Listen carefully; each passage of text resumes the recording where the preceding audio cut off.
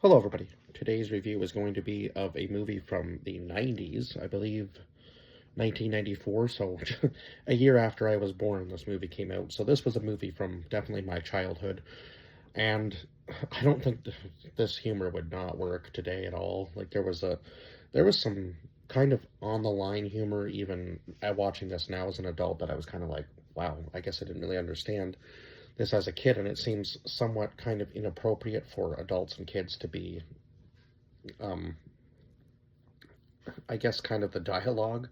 Some of it, the way it was like, okay, this is a little iffy on the humor side, but okay, I guess we're gonna go for that. But anyway, this movie was from my childhood, and it was kind of like the whole old trope where the boys hate the girls and the girls hate the boys sort of things when we were kids.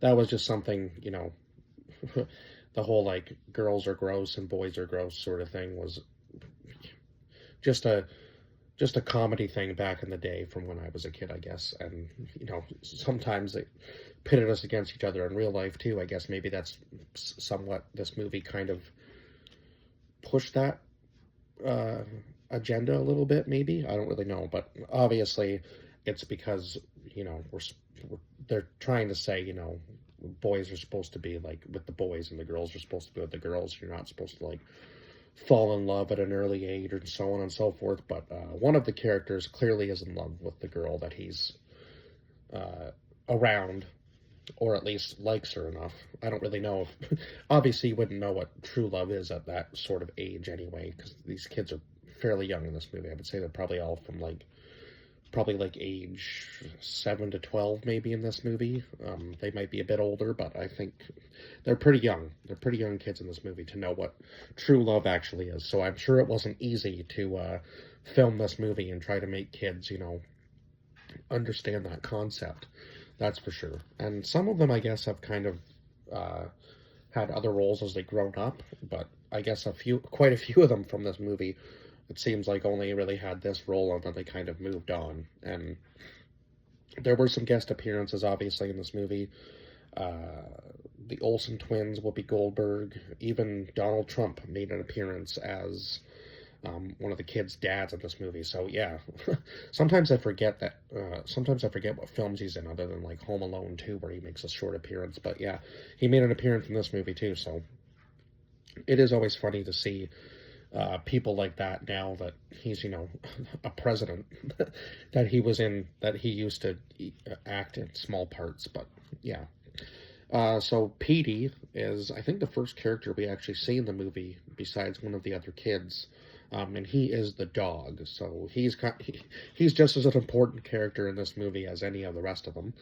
So we'll go over the cast list. So we have Travis Tedford as Spanky, Kevin Jamal Woods as Stymie, Jordan Warkey as Froggy, Zach Mabry as Porky, Ross Bagley as Buckwheat, Cortland Mead as and that's pretty much all he says throughout the entire movie until the very end, where he's shows that he's been duping them the entire time and he can actually speak and has a pretty good grasp of the English language and he's actually pretty smart. So kind of funny that the character who seemed to be um, kind of like, I guess, almost like the weakest link in the group ended up being one of the smarter ones. So that was kind of funny.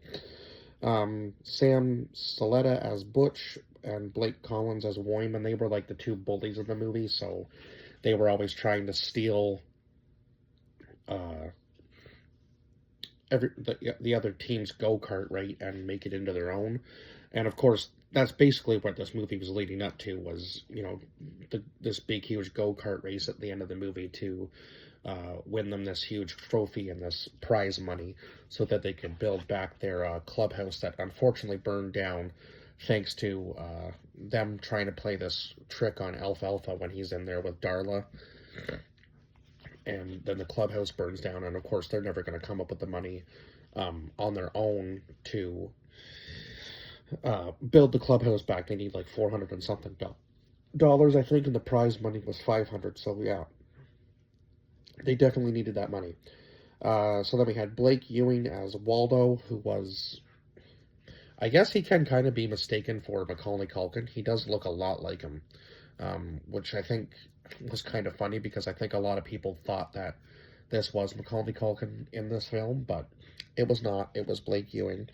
It's almost like they could be twins because they do look a lot alike, and sometimes even I was going, "Is that him?"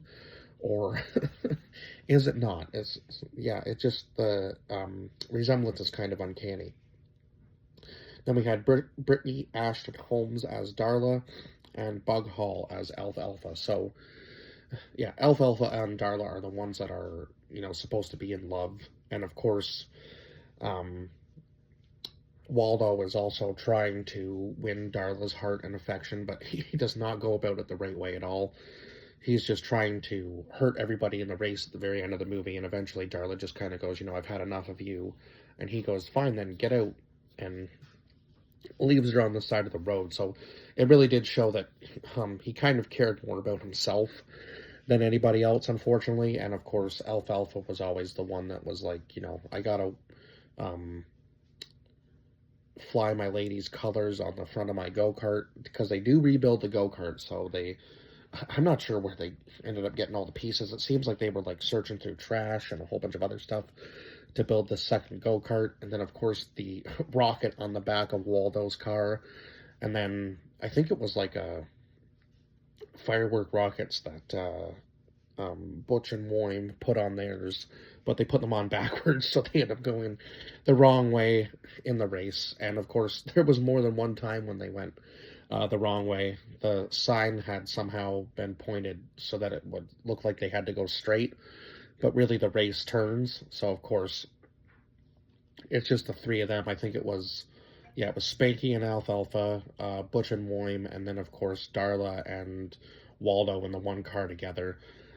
And they're going the wrong way. They go through like the grocery mart, and they're flipping all the people up above them and stuff like that. So it was kind of funny, obviously. And then of course the old man that gets flipped goes, "You little rascals!" So that used to be a thing too, where they would kind of like throw in like the Easter egg of the title in the movie somehow, so that you were like, "Why is this called Little Rascals?" But I mean, it was kind of obvious from the beginning that they're kids, right? So they have this clubhouse called the He-Man Woman Haters Club. So they're supposed to be promoting this whole thing about, you're not supposed to fall in love. And then at one point, Spanky even decides that he's going to put Alfalfa to death. And then they go, well, maybe that's not the best thing for Alfalfa. We'll just have him watch the go-kart. He's going to be in track of that. But he can't go and talk to Darla at any point in time. Like, if he even thinks of her, it's, off with his head sort of thing. But, yeah, it was kind of funny that, there's supposed to be they're supposed to be, like, acting tough, I guess. And then eventually, by the end of the movie, one of the scenes was them in the ballet academy when they're trying to hide from Butch and Moyne, and they have to dress up as the ballerinas, and then they have to act out the scene from the Nutcracker. And of course they got the frog, so they're trying to hide the frog, and they're not dancing well at all. And then of course Butch and Moyne finally realize that Spanky is one of the ones dressed up as he's dressed up as a ballerina, and they go after him, and then they go after Alfalfa. And of course it was always funny, like they sped up the running scenes to make them run faster. And then the scene with the fire hose where Spanky can't stay on the ground, and the one scene where they go in for a loan and they dress up in a large trench coat and put the beards on themselves. And of course the guy finally does realize that he's like, if you were my kids, I'd be ashamed, or so on and so forth. And then they come back, well, if you were our father, we'd be ashamed too. So I was like, these kids do not hold back, that's for sure.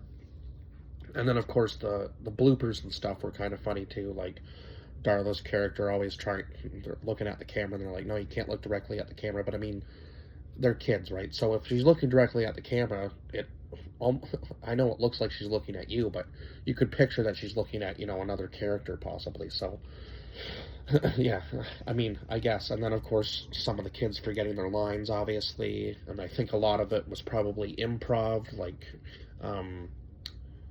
what was it, oh my god, Buckwheat's like dances and songs that he did. where he was talking about like we got a dollar, we got a dollar when they're chasing the dollar. That was when Butch and Moyne stole their go kart in the very. I think this was around like the middle of the movie, yeah. And then, of course, they take the note from uh, what was it? Was it? Oh, it was Porky that ended up blowing his nose on the note that Alfalfa had written Darla. So they just reiterate, like they say to her what uh, Alfalfa had said instead of what he had actually written. So of course it makes it seem like he doesn't like her at all. So of course she's going to be more inclined to go with Waldo, right? So all of this was kind of the comedy in this was definitely funny. I gave this movie an 8 out of 10, probably because of the nostalgia factor too in it. And oh yeah, Reba McEntire I guess was also a guest appearance in this movie because she was the one that kind of did the whole um, race introduction and so on and so forth. So yeah, there were other people that I can't name off the top of my head, but yeah, there were quite a few guest appearances in this movie. So um, it does tell you at the end of the movie, like all the guest appearances, obviously, and even in the bloopers when Trump's reaching for the popcorn and then he spits it out and goes, "This is really bad popcorn." I was like, oh my god, they should have kept that in the movie. That would have been funny. But he was supposed to be Waldo's dad, and on the phone he just goes, "You're the best. You're the best son money could buy." It's like, okay, that's clearly a line of a rich person, right? Um, so yeah, just funny to see all of those people in like that early on in life because they were all so young. Even well, definitely back then because this was like what 1994. So yeah, um, it's just funny to see some of them who don't necessarily act anymore. I know Whoopi Goldberg does like the show The View. I don't think she's been in anything lately. I think she just mostly does the show with her panel there. And yeah, Reba McEntire, I don't think she's been in anything. Obviously, I don't know if she's made any new music lately either, to be honest with you. I really do want to watch the show Reba again. I miss that too. It was a good show back in the early 2000s. Or I guess, yeah, was it in the 2000s? It might have been even before that when it started. I can't quite remember, but anyway, I guess I'm kind of rambling on about other stuff now. So yeah, 8 out of 10 for this movie. Oh yeah, and their original go kart was called the Blur, and when they rebuilt it, they called it the Blur 2, the sequel. So I'm not really sure whether there was supposed to be like a potential sequel to this movie, and they just kind of put in the work to make it work as one movie. It would have been kind of funny to see a sequel to this movie, unless there is a sequel that I don't know about. But if there is, please leave it down in the comments below when this review finally comes out, I guess. Yeah, other than that, I will see you guys in the next one. Bye bye for now.